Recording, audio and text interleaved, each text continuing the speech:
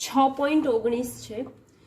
300 KG દળની એક લારી 25 કેજી રેતીનો કોથળો લઈને ઘર્ષણ રહિત રસ્તા પર 27 કિલોમીટર પર કલાકની એક ધારી ઝડપથી ગતિ કરે છે.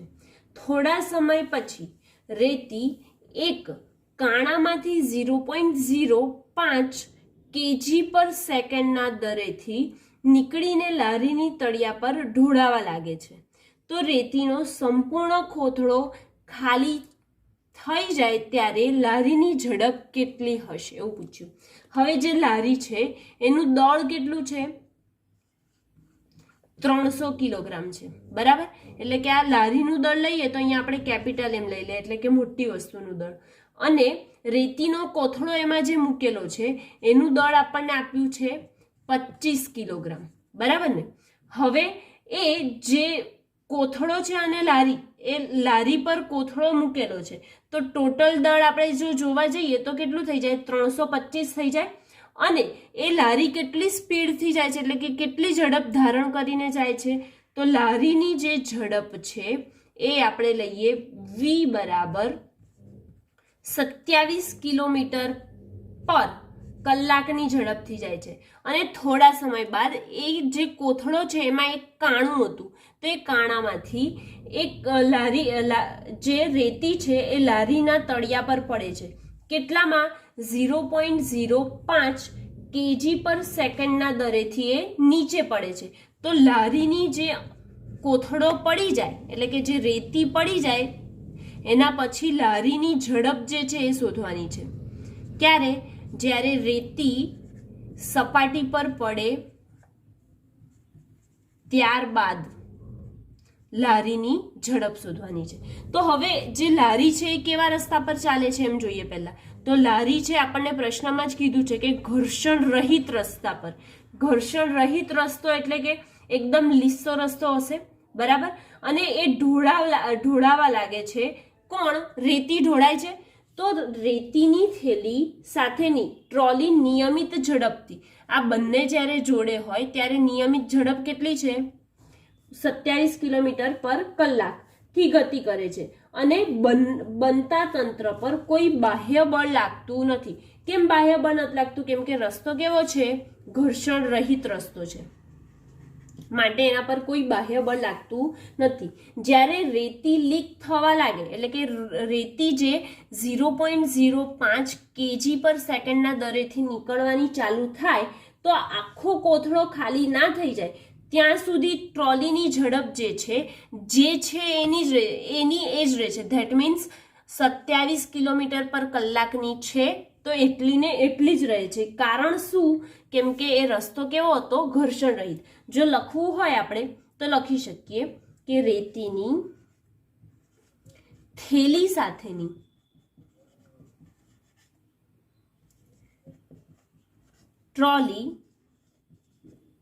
ટ્રોલીની નિયમિત ઝડપ 27 કિલોમીટર પર કલાક છે. અને તેના તંત્ર પર કોઈ બાહ્ય બળ લાગતું નથી. હવે જો બાહ્ય બળ લાગતું ના હોય તો એ જે ઝડપ છે એ ઝડપથી ગતિ કરે છે, બરાબર. તો જ્યારે રેતી લીક થવાની સ્ટાર્ટ થાય, એટલે કે રેતી કાણામાંથી નીકળવાની સ્ટાર્ટ થાય, રેતી લીક થવાની શરૂઆત થાય ત્યારે પણ બાહ્ય બળ લાગતું નથી.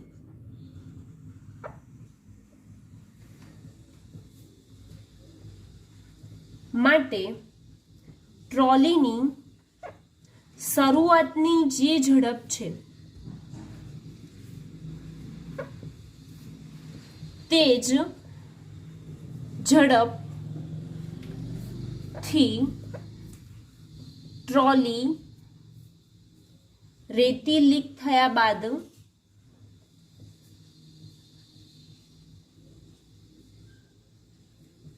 ગતિ કરે છે. એટલે કે તેની ઝડપ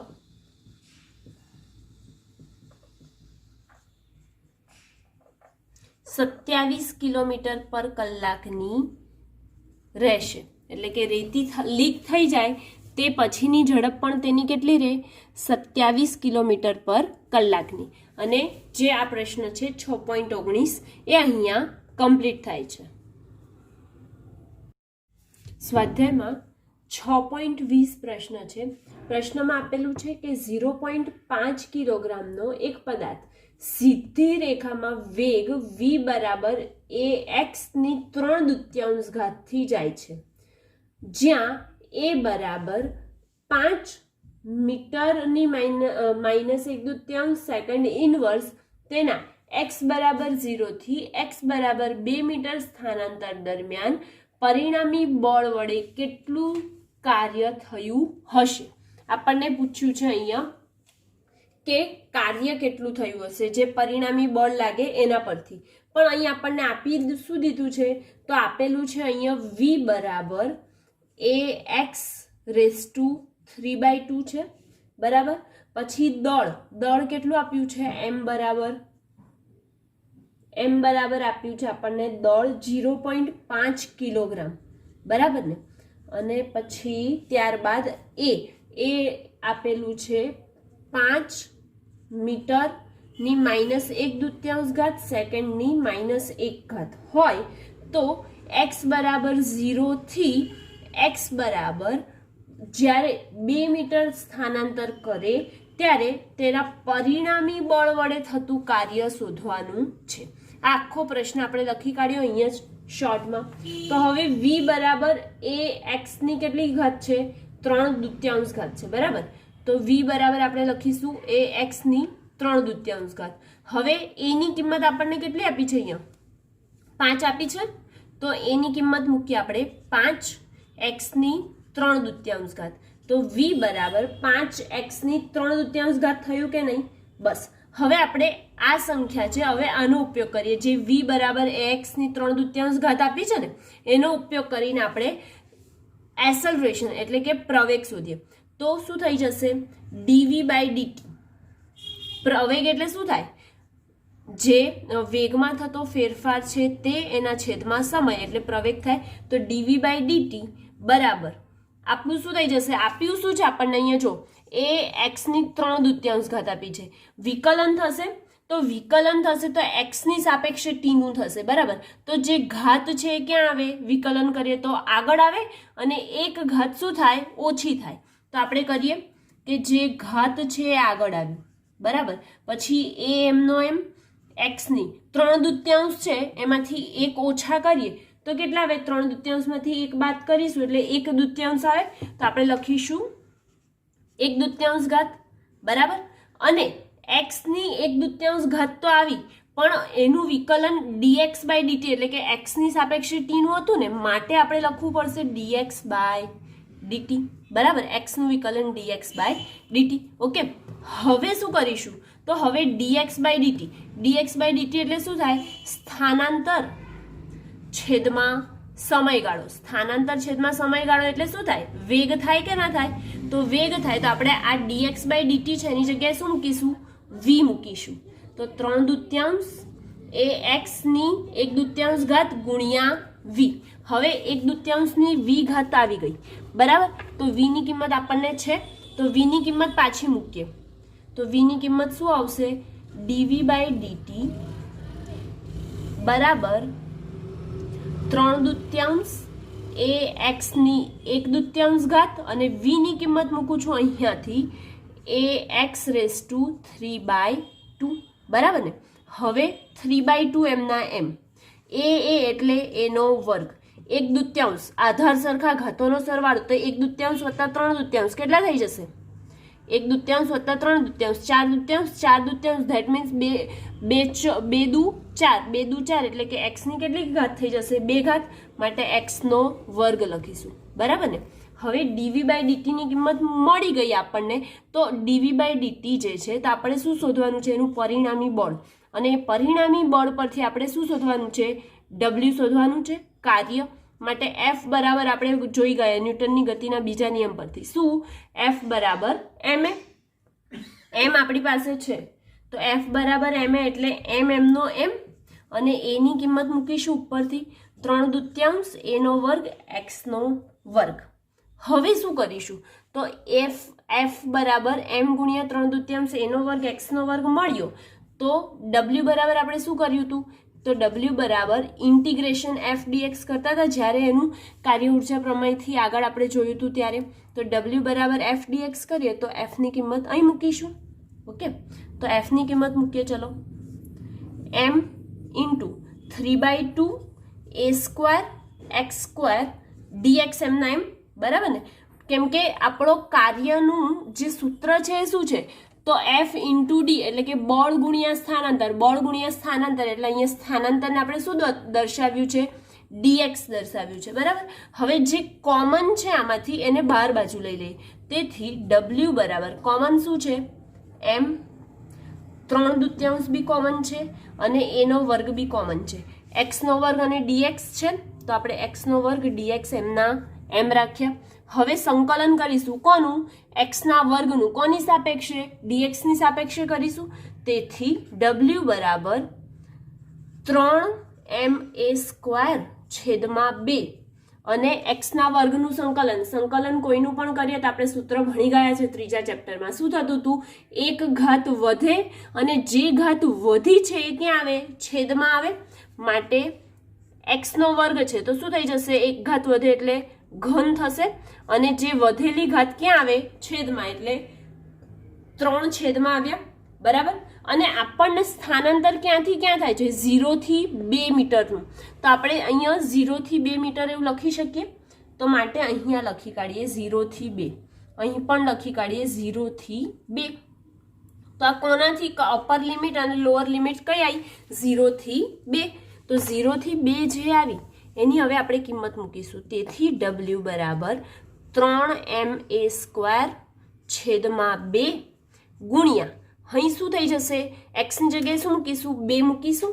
તો અહીંયા નીચે લખી કાઢું છું 2નો ઘન છેદમાં 3 ઓછાની નિશાની upper limit minus lower limit માટે માઇનસની નિશાની અને પાછો 0નો ઘન તો 0નો ઘન કરીશું તો 0 જ આવશે માટે લખવાની જરૂર નથી. તેથી ડબલ્યુ બરાબર 3ma² છેદમાં 2 ગુણ્યા 2નો ઘન થશે એટલે કે 2 ગુણ્યા 2 ગુણ્યા 2 છેદમાં 3. 3 ઉપર નીચેથી કેન્સલ 2 બી કેન્સલ બચ્યું શું આપણો જવાબમાં ડબલ્યુ બરાબર 2 દુ 4 તો 2 દુ 4 લખીશું આપણે 4ma², બરાબર. તો ડબલ્યુ બરાબર 4ma² બચ્યા. એમાં કિંમત મૂકીએ. ડબલ્યુ 4 એમની કિંમત 0.5 અને એની કિંમત આપણે આના પહેલાં પણ મૂકી ચૂક્યા છે. કેટલી હતી એની કિંમત 5 હતી તો 5નો વર્ગ કરીશું. તેથી ડબલ્યુ બરાબર 4 ગુણ્યા 0.5 ગુણ્યા 25 કરીએ તો 25 ચોક 100 થાય. 100 ગુણ્યા 0.5 એટલે 50 જૂલ જવાબ આવે. શું આવ્યું એટલે કે પરિણામી બળ વડે એટલે કે જે છેલ્લું બળ હતું એના બળ વડે થતું કાર્ય આપણું 50 જૂલ આવે છે. અને એની સાથે જે પ્રશ્ન નંબર 6.20 છે એ અહીંયા કમ્પ્લીટ થાય છે. સ્વાધ્યાયનો 6.21મો પ્રશ્ન છે કે એક પવનચક્કીના પાંખિયા ફરે ત્યારે એ જેટલા ક્ષેત્રફળનું વર્તુળ આવરી લે છે. જો પવન વી વેગથી આ વર્તુળને લંબરૂપે વહેતો હોય તો ટી સમયમાં કેટલા દળની હવા તેમાંથી પસાર થશે. બી છે હવાની ગતિ ઉર્જા કેટલી હશે અને સીમાં પૂછે છે કે ધારો કે પવનચક્કી પવન ઉર્જાની 25% ઉર્જાનું શેમાં રૂપાંતર કરે વિદ્યુત ઉર્જામાં રૂપાંતર કરે તો એ બરાબર 30 મીટર સ્ક્વેર, વી બરાબર 36 કિલોમીટર પર કલાક તથા હવાની ઘનતા 1.2 કિલોગ્રામ પર મીટર ક્યુબ હોય તો વિદ્યુત પાવર કેટલો વિદ્યુત પાવર ઉત્પન્ન થશે. આપણે આ વિદ્યુત પાવર શોધવાનો છે, તેની ગતિક ઉર્જા કેટલી ઉદ્ભવશે તે શોધવાની છે અને જે હવા કેટલા સમયમાં પસાર થશે તે શોધવાની છે, બરાબર. તો આપણને જે આપી દીધું છે તે અહીંયા લખી દઈએ. શું આપેલું છે? એ ક્ષેત્રફળ આપ્યું છે એ બરાબર 30 મીટરનો વર્ગ. પછી v બરાબર આપ્યું છે 36 કિલોમીટર પર કલાક અને એની ઘનતા કોની, જે હવા ફૂંકાય છે એની ઘનતા એટલે કે એરની ઘનતા, હવાની ઘનતા એટલે રો એ લખ્યું કેટલી છે 1.2 કિલોગ્રામ પર મીટર ક્યુબ છે. બરાબર. અને શોધવાનું શું છે, તો આપણે શોધવાનું છે એક તો તેનો સમય જે કેટલો લાગે તે શોધવાનો છે અને વિદ્યુત પાવર એટલે પી શોધવાનું છે અને તેને લાગતી ગતિ ઉર્જા પણ શોધવાની છે. બરાબર. હવે આપણે જે પાંખ્યું ગોળ ફરે છે તો પાંખ્યું ફરે, પવનચક્કી હોય તો પાંખ્યા ફરે તો એના દ્વારા જે ઘેરાયેલું ક્ષેત્રફળ છે એ કેટલું આપ્યું છે આપણને, આ પાંખ્યું છે. તો હવે પાંખ્યાથી આખું વર્તુળાકારમાં ફરે તો એ વર્તુળાકારમાં જ્યારે ફરે ત્યારે તેના દ્વારા ઘેરાતું ક્ષેત્રફળ 30 મીટરનો વર્ગ આપી દીધું છે. બરાબર. તો અહીંયા આપણે લખીએ કે ધારો કે પાંખ્યા બહારની એ જેટલા ક્ષેત્રફળમાં હવા ખેંચતું હોય તો તે વખતે પવનનો વેગ ધારો કે v છે. બરાબર. અને એ વખતે હવાની ઘનતા તો આપણે લખી જ છે. તો ટી સમયમાં પવન વડે હવાએ કાપેલું અંતર, ટી સમયમાં પવન વડે હવાએ કાપેલું અંતર એટલે કે v બરાબર x ના છેદમાં t. આપણે જોઈ ગયા કે નહીં જોઈ ગયા, જોઈ લીધું. તો x ના છેદમાં t પરથી આપણે t ને કરતા બનાવીશું, x ના છેદમાં v કરીશું તો આપણને શું મળશે, t મળશે.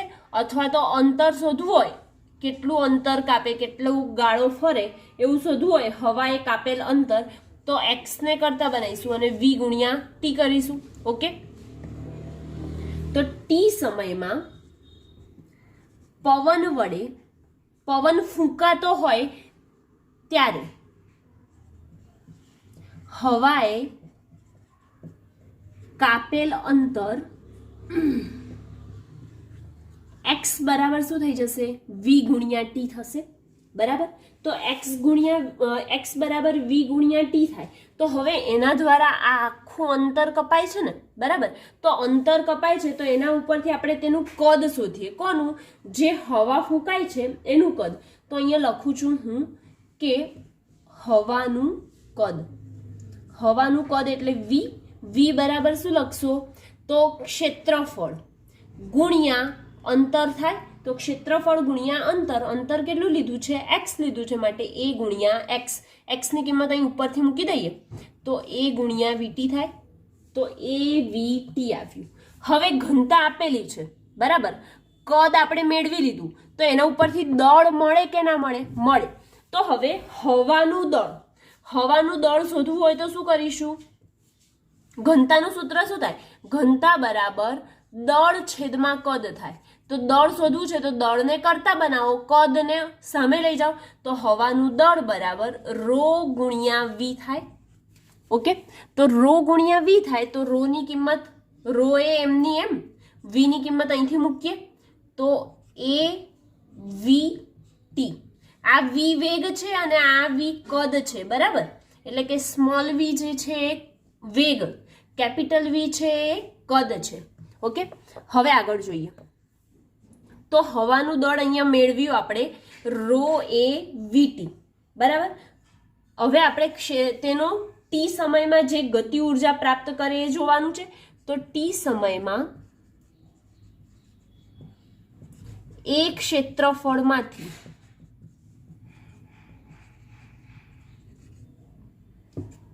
પસાર થતી ગતિ ઉર્જા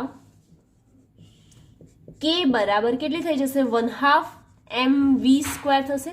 1/2 mv² થશે. તો m ની કિંમત અહીંયાથી મળે કે ના મળે, મળે. માટે m ની કિંમત મૂકીએ તો 1/2 રો એ વીટી ગુણ્યા v². તો શું થઈ જશે, 1/2 રો એ v³ t થશે. 1/2 રો એ અને સ્મોલ એ આપણો કેપિટલ એ અહીંયા રહી ગયો, કેપિટલ એ. તો અહીંયા પણ કેપિટલ એ મૂકી દઈએ. તો 1/2 રો એ v³ t. આ આપણી ગતિ ઉર્જા આવી ગઈ. હવે જેટલી ઉર્જા એટલે કે જે ઇનપુટમાં ઉર્જા જાય છે એટલે કે જે ગતિ ઉર્જા છે એનું શેમાં રૂપાંતર કરવાનું છે? પવન ઉર્જામાં. એટલે કે હવા જેટલી ગતિમાં છે એનું રૂપાંતર શેમાં થશે? પવન ઉર્જા. એટલે કે ગતિ ઉર્જાનું આપણે પછી શેનામાં બનાવવાની છે? પાવરમાં, એટલે કે એની વિદ્યુત ઉર્જામાં બનાવવાની છે. ફરીથી બોલું છું, ધ્યાનથી સાંભળો. તો ગતિ ઉર્જા અને તેનામાં ઉત્પન્ન થતી વિદ્યુત ઉર્જા એની કાર્યક્ષમતા આપણને આપી છે. પવન ઉર્જા છે, પવન ઉર્જા એટલે કે એની ગતિ ઉર્જા આપેલી છે. પવન ઉર્જામાંથી આપણે શેમાં રૂપાંતર કરવાનું છે? વિદ્યુત ઉર્જામાં. તો પવન ઉર્જામાંથી વિદ્યુત ઉર્જામાં રૂપાંતર થાય ત્યારે તેનો વિદ્યુત પાવર શોધવાનો છે. તો કાર્યક્ષમતા બરાબર શું થાય? કાર્યક્ષમતાનું સૂત્ર યાદ જ રાખવાનું. કાર્યક્ષમતા બરાબર જે આઉટપુટમાં એટલે કે આપણને જે મળતી હોય ને એ ઉર્જા. કઈ ઉર્જા મળે છે? વિદ્યુત ઉર્જા મળે છે. માટે વિદ્યુત ઉર્જા અને ઇનપુટમાં એટલે કે આપણને જે મળેલી છે કઈ ઉર્જા મળેલી છે? ગતિ ઉર્જા. એટલે કે પવન ઉર્જા મળેલી છે તો પવન ઉર્જા લખો અથવા તો ગતિ ઉર્જા, જે લખવું હોય. બરાબર. તો વિદ્યુત ઉર્જા શોધવાની છે. આપણને કેટલું કાર્ય કરે છે? 25%. કીધું છે પ્રશ્નમાં કે પવન ચક્કી પવન ઉર્જાની 25% ઉર્જાનું વિદ્યુત ઉર્જામાં રૂપાંતર કરે છે. એટલે કે પવન ઉર્જાનું કેટલું એમાં રૂપાંતર કરે? 25%નું એની વિદ્યુત ઉર્જામાં રૂપાંતર કરે છે. તો 25% બરાબર વિદ્યુત ઉર્જા શોધવાની છે. અને ગતિ ઉર્જા આપણને મળી ગઈ છે. ક્યાં છે? 1/2 ρ a v ક્યુબ ટી એ. આપણે વિદ્યુત ઉર્જા મેળવીશું એટલે આપણને પાવર જે છે એ તરત મળી જશે. બરાબર. કેમ કે વિદ્યુત ઉર્જાને આપણે વિદ્યુત પાવર ગુણ્યા ટાઈમ કરીએ તો વિદ્યુત ઉર્જા મળે. તો ટકા છે એને શેમાં કરીશું? 100 વડે ભાગી દઈએ તો ટકા નીકળી ગયા.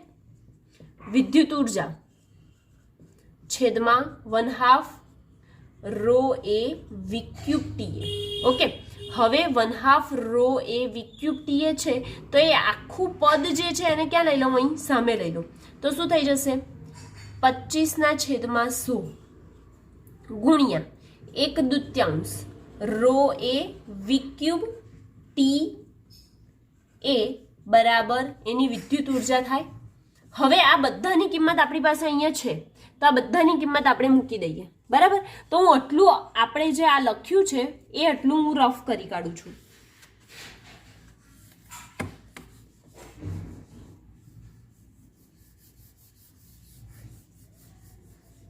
શું થઈ જશે ગાઈઝ? અહીં જોઈએ આપણે 25/100 એટલે કે 1/4 ગુણ્યા 1/2 ગુણ્યા ρ a ની કિંમત આપણે કેટલી જોઈતી? 1.2 જોઈતી. માટે 1.2. પછી શું છે? v ક્યુબ એટલે કે તેનો વેગ કેટલો છે? 36 કિલોમીટર પર કલાક હતો. જો એને મીટર પર સેકન્ડમાં ફેરવે એટલે કેટલો થઈ જશે? 10. પણ એનો ઘન આપ્યો છે માટે અહીંયા ક્યુબ કરીશું. ઇન્ટુ ટાઈમ આપણને ખબર નથી એટલે ટી નો ટી રાખ્યો અને એનું ક્ષેત્રફળ કેટલું આપ્યું છે આપણને? 30 મીટરનો વર્ગ.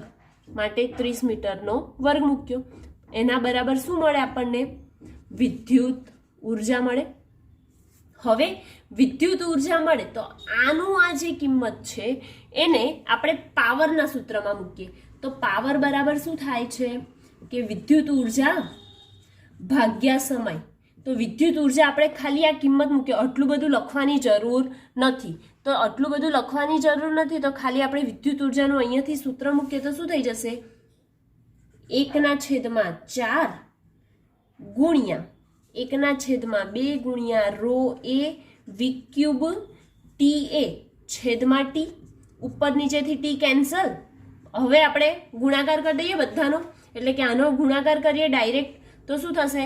1/4 ગુણ્યા 1/2 ગુણ્યા 1.2 ગુણ્યા 10 ગુણ્યા 10 ગુણ્યા 30 કરીએ. ચલો કેલ્સીમાં. તો જવાબ આવે છે 4500 વોટ. હવે 4500 વોટ આવ્યો આપણો જવાબ. જો મારે કિલો વોટમાં લેવું હોય તો કેટલું થઈ જશે?